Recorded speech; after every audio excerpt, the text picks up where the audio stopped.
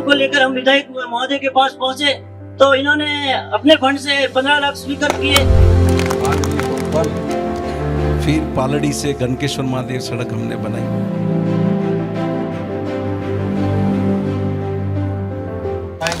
हम विकसित जिले की श्रेणी में खड़े होंगे।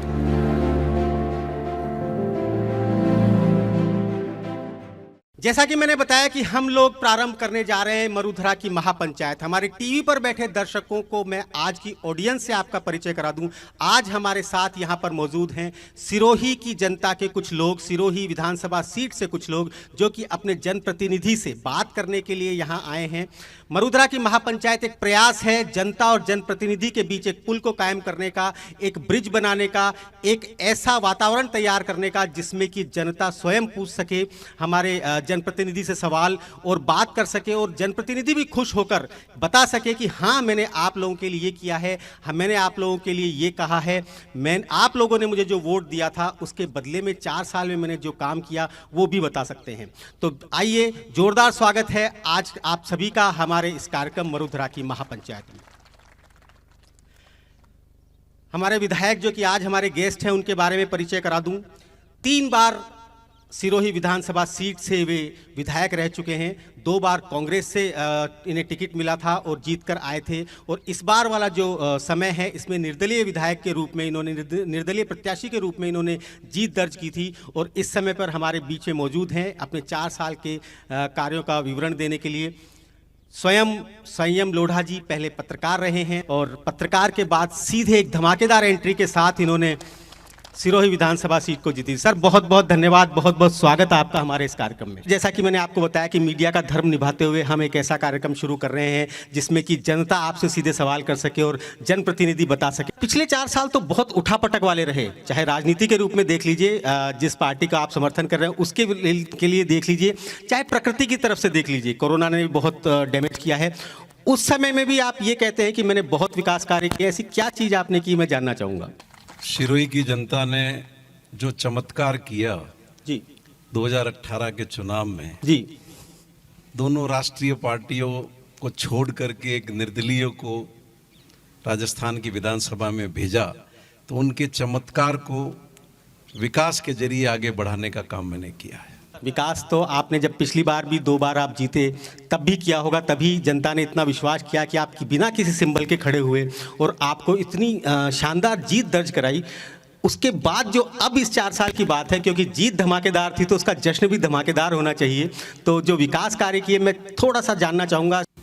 मैं आपको निवेदन करूँगा कि जब केंद्र में डॉक्टर मनमोहन सिंह की सरकार थी जी और गुलाम नबी आज़ाद स्वास्थ्य मंत्री हुआ करते थे जी, तो वो मेडिकल कॉलेज की एक योजना केंद्र और राज्य की सहभागिता के आधार पर लेकर के आए जी।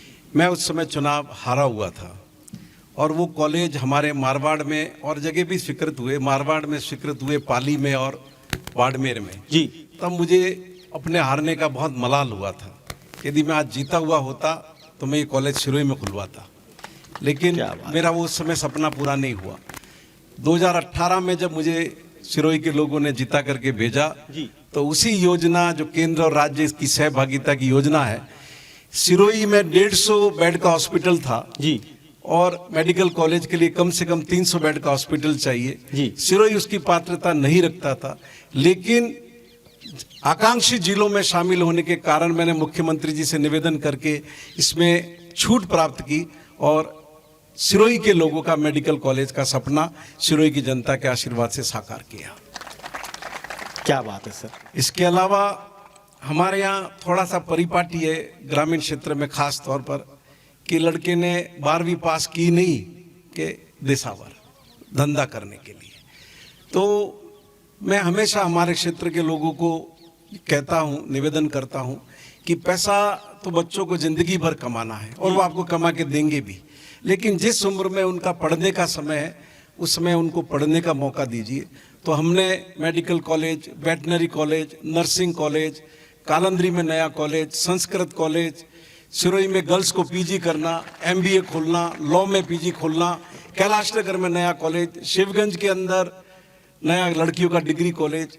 इस तरीके से हमने पूरा उच्च शिक्षा के क्षेत्र के अंदर एक नया वातावरण पैदा किया और मुझे उम्मीद है आने वाले वक्त में सिरोही जिला आकांक्षी जिलों की जो नीति आयोग ने बनाया है उस सूची से बाहर आएगा।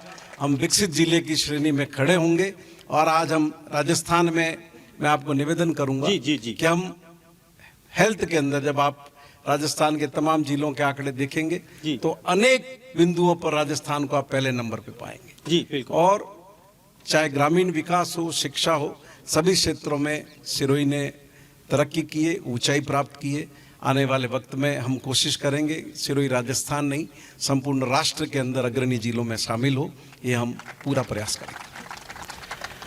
हमारा जो सबसे मुख्य हिंदुस्तान के जो अंग है, आपकी विधानसभा सीट के अंग हैं, वो है युवा। और युवाओं को खेल के लिए प्रोत्साहित करना, युवाओं को पढ़ाई के अलावा अन्य चीज़ों के लिए प्रोत्साहित करना बहुत ज़रूरी होता है, जिससे कि उनका सर्वांगीण विकास हो सके। मैं पूछना चाहूँगा, उस दिशा में आपने कुछ कार्य किया? हमने इस बार सरकार के आते ही जिला कलेक्टर के माध्यम से पूरे प्रशासन को निर्देशित किया था कि जिन जिन गांवों में खेल मैदान नहीं है वहाँ खेल मैदान के लिए भूमि आवंटित करें और उनकी बाउंड्री, वहाँ मैदान का विकास, उस सब को प्राथमिकता पे हमने रखा। सिरोही का पहला स्टेडियम माननीय मुख्यमंत्री जी ने स्वीकृत किया। आज वहाँ पर अभी 7 करोड़ रुपए के काम चल रहे हैं और आने वाले वक्त में 6 करोड़ रुपए के और काम शुरू होंगे। लड़कियों का खेल हॉस्टल भी उसमें शामिल है। इसी तरीके से हर ब्लॉक में हमने मेजर ध्यानचंद स्टेडियम हमने स्वीकृत किए। शिवगंज तहसील का पालड़ी एम में मेजर ध्यानचंद स्टेडियम का काम शुरू होगा। और भी जहाँ जहाँ स्कूलों में, कॉलेज में, जहाँ जहाँ इस तरह की मांग हमारे सामने आई है, हमने खेल सामग्री, खेल सुविधा प्रदान करने का पूर्ण प्रयास किया है। हमने खुद ने सिरोही में डे नाइट वर्ल्ड कप हमारी नगर परिषद के माध्यम से क्रिकेट टूर्नामेंट आयोजित किया। शिवगंज में डे नाइट वर्ल्ड कप शुरू किया। लड़कियां यहाँ पर क्रिकेट नहीं खेलती थी, हमने लड़कियों को क्रिकेट का मौका देने के लिए लड़कियों की भी क्रिकेट को शुरू किया। सिरोही की पिछले साल टीम पहली उदयपुर गई थी तो वहाँ कोई मैच तो नहीं जीत पाई, लेकिन सिरोही की एक लड़की का स्टेट टीम में सिलेक्शन हुआ। इस बार सिरोही की जो टीम गई वो एक मैच जीतने में भी सफल हुई। और हमारा जो वर्ल्ड कप टूर्नामेंट था, शिवगंज में 6 लड़कियों की टीमों ने भाग लिया, सिरोही में 9 लड़कियों की टीमों ने भाग लिया। तो और क्रिकेट का भी हम अकादमी की अंतिम प्रक्रिया में, अकादमी की स्थापना, और यहाँ का जो अरविंद पवेलियन है उसमें इस महीने से रेगुलर नेट प्रैक्टिस हम शुरू करवा रहे हैं, जिससे सारी प्रतिभाओं को आगे आने का मौका मिले। सर एक बात बताइए, अक्सर राहत कैंप कब होते हैं? बाढ़ राहत केंद्र, सूखा राहत केंद्र, बरसात राहत केंद्र, तो क्या वाकई महंगाई इतनी बड़ी आपदा हो गई है कि अब उसके लिए राहत केंद्र खोलने की जरूरत पड़ रही है? आप देखिए, अशोक गहलोत साहब ने 2008 से 13 में विधवा, विकलांग, बुजुर्ग इनकी 500 रुपए की पेंशन शुरू की थी। तब भी इन लोगों ने मजाक उड़ाई थी। मुफ्त दवा शुरू की थी, निःशुल्क जांच शुरू की थी, तब भी इन्होंने मजाक उड़ाई थी। और जब मनमोहन सिंह नरेगा लेकर के आए और इनकी सरकार आई तो उन्होंने क्या कहा, ये तो इनका स्मारक होगा। लेकिन 5 साल में बीजेपी ने तो 500 से 505 रुपए किए नहीं। इनकी भी 5 साल सरकार रही। अशोक गहलोत फिर आए, उन्होंने 2019 में पेंशन बढ़ा के 500 से 750 रुपए की, अब 750 से बढ़ा करके 1000 रुपए की, और स्थायी प्रावधान कर दिया कि हर साल 15% पेंशन के अंदर पैसा बढ़ेगा। मैंने बिजली का जैसे बताया, किसानों को पिछले साल जो रिलीफ दी थी, आज इस सिरोही जिले के अंदर पिछले साल 26,000 किसान ऐसे हैं जिनका बिजली का बिल 0 आया है। और अब इस राहत कैंप के जरिए 2000 यूनिट बिजली उनको मुफ्त दी जा रही है। आप अंदाजा लगाइए कि किसानों को कितनी बड़ी रिलीफ है। और ये जो राशन का अन्नपूर्णा फूड पैकेट दे रहे हैं, हर महीने 1 किलो दाल, 1 किलो तेल, चावल, मसाले वगैरह, तो जो कमजोर वर्ग के लोग हैं उनके लिए इससे बेहतर कोई नहीं हो सकता। और खाली अभी इस अभियान को शुरू किए हुए 15 दिन हो गए, 24 अप्रैल को, 15 दिन हो अप्रैल गए से शुरू हुआ। लेकिन सिरोही जिले के 88,000 फैमिली इन 15 दिन में रजिस्टर्ड हो चुकी है, जबकि अभी तो हमारे कैंप लग रहे हैं। जी हाँ, आज इन्होंने 3 करोड़वा रजिस्ट्रेशन फॉर्म में कई जगह पर अभी पहुंचना है, लेकिन लोगों में इतनी चेतना है और बहुत जल्दी हम 100% लक्ष्य को प्राप्त करेंगे। और सरकार किस रूप में लोगों की दुख में, तकलीफ में भागीदारी निभा सकती है पूरे भारत में अशोक गहलोत उसका एक एग्जाम्पल है। मैं आपके इस चैनल के माध्यम से देश के प्रधानमंत्री से विनती करूंगा कि लोगों ने बहुत उम्मीद से आपको उस सिंहासन पर बिठाया है जी। 300 से ज़्यादा सीटों का आपको बहुमत दिया है, इस उम्मीद में दिया है कि आप उनकी तकलीफ में भागीदार बनेंगे, उनके बच्चों के जीवन में उत्थान के भागीदार बनेंगे, उनके परिवार के जीवन शैली को बेहतर करने का भागीदार बनेंगे। जितनी योजनाएं राजस्थान में अशोक गहलोत ने दी है आप पूरे भारत में लागू करिए। राइट टू हेल्थ बिल भी एक बिल अशोक गहलोत साहब लेकर आए हैं, आपकी सरकार लेकर आई है, क्योंकि भले ही आपने निर्दलीय यहाँ से चुनाव जीता हो, परंतु क्योंकि आप उनको समर्थन कर रहे हैं और आप उनके सलाहकार कमेटी में भी हैं। राइट टू हेल्थ बिल के बारे में भी बीजेपी अक्सर ये बोलती रही है कि ये ठीक नहीं है, इसे वापस लेना चाहिए, उसके बारे में क्या कहना चाहेंगे? देखिए, ऐसा है कि मैं उस बिल की सेलेक्ट कमेटी में भी मैं था जी, जिस बिल ने इसका मसौदा अप्रूव किया है। जी हाँ। जो मेडिकल प्रोफेशन लोगों की तरफ से जितने सुझाव आए थे वो सारे सुझाव हमने इसमें शामिल कर लिए थे। लेकिन बीजेपी को तो डर ये सता रहा है कि लोगों को इतनी बड़ी रिलीफ मिलने जा रही है तो उनको तो इसका किसी न किसी रूप में विरोध करना ही था। और जिस बिंदु पर वो विरोध करके गए वो सेलेक्ट कमेटी ने उस बिल में वो डाला भी नहीं था, वो चीज छोड़ दी थी कि रूल्स में उनसे बात करके तय कर लिए जाएंगे। लेकिन और जिस दिन बिल विधानसभा में पेश हुआ, जिस बिंदु पर बीजेपी के लोगों ने अपना ऐतराज जताया था, विधानसभा में ही माननीय चिकित्सा मंत्री ने घोषणा कर दी कि हम ये 50 बेड के हॉस्पिटल को इसमें शामिल नहीं रखेंगे। तो कोई मुद्दा ही नहीं रहा। और इसकी जरूरत किस लिए मैं आपको बताता हूं। हमारे यहाँ के पेशेंट रेफर होके जाते हैं उदयपुर जी, और उदयपुर में जो बड़े मेडिकल कॉलेज प्राइवेट हैं जी, वो इलाज करने से चिरंजीवी में या दूसरी योजना में मना कर देते हैं। आपके पास क्या चारा है? जी, कुछ नहीं कर पाते हम। कलेक्टर वहां का कुछ नहीं कर पाता। इसलिए ये राइट टू हेल्थ बिल लाना बहुत जरूरी था, जिसके जरिए ये बड़े हॉस्पिटल जो प्राइवेट खुले हैं वो बाध्य हो लोगों का चिरंजीवी के अंदर इलाज करने के लिए। और ये बहुत अच्छा प्रयास है और मैं चाहूंगा कि इससे सीखना चाहिए देश की हुकूमत को भी, अन्य राज्यों की हुकूमत भी, और लोगों को ये राइट टू हेल्थ का अधिकार देना चाहिए। जी, कोई सवाल? गौ माता जब सड़कों पर तड़पती है, उनका रक्त बहता है तो हमें काफी पीड़ा होती है, दुख होता है। इसी मांग को लेकर हम विधायक महोदय के पास पहुंचे तो इन्होंने अपने फंड से 15 लाख स्वीकार किए और ये जल्द एम्बुलेंस की सुविधा उपलब्ध हो जाएगी।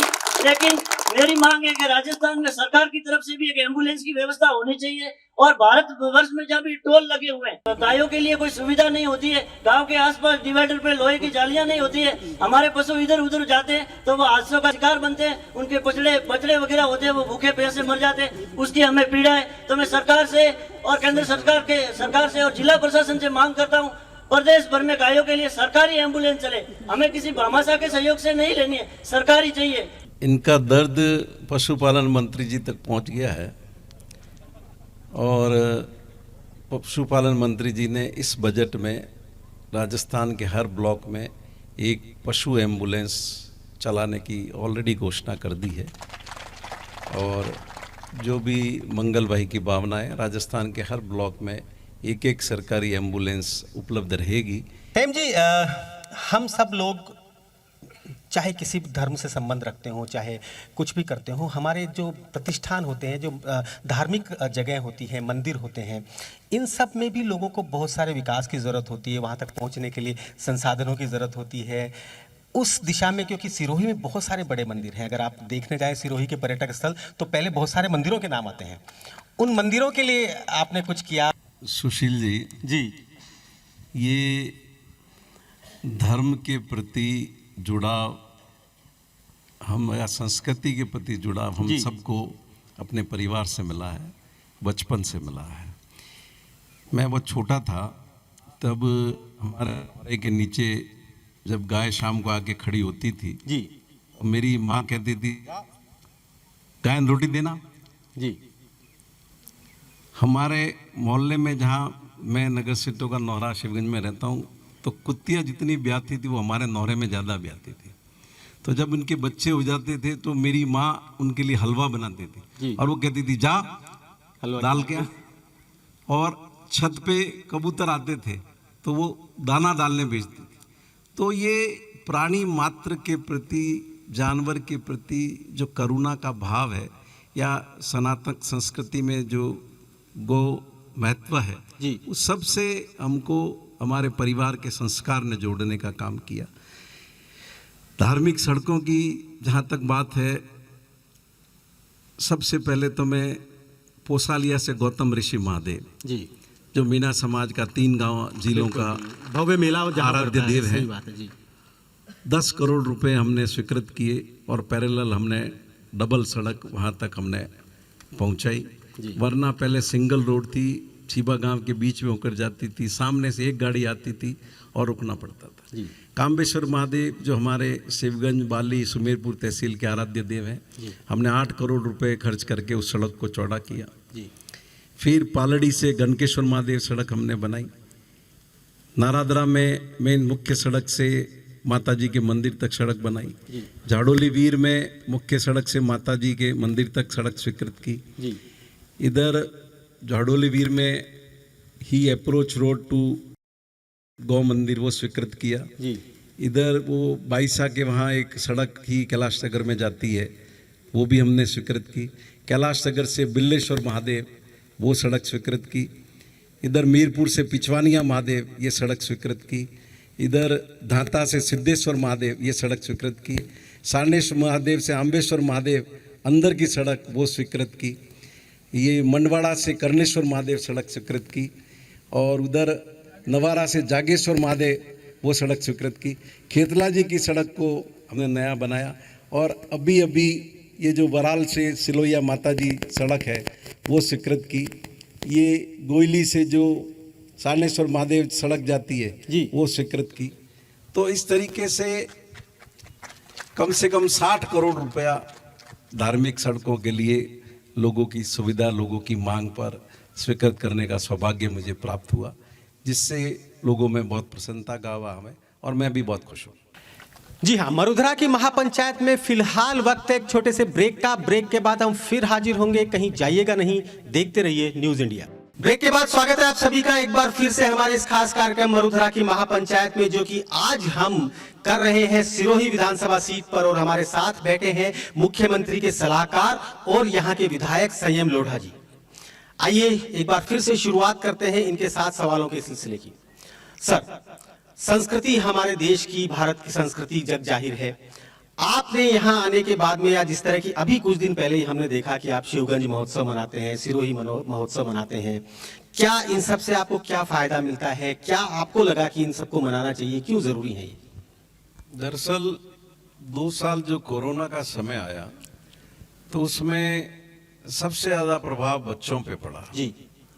कि जिनको हंसते दौड़ते रहना चाहिए था, मूवमेंट करते हुए रहना चाहिए था, वो कन्फाइंड हो गए घर तक। तो हमारे दिमाग में आया कि, और फिर एक दैनिक भास्कर का एक सर्वे आया था जी। हैप्पीनेस पे जी। उस सर्वे में सिरोही जिले को सबसे लास्ट में बताया, मतलब सिरोही जिले के लोगों में हैप्पीनेस सबसे कम है, उस सर्वे का ऐसा कहना था जी।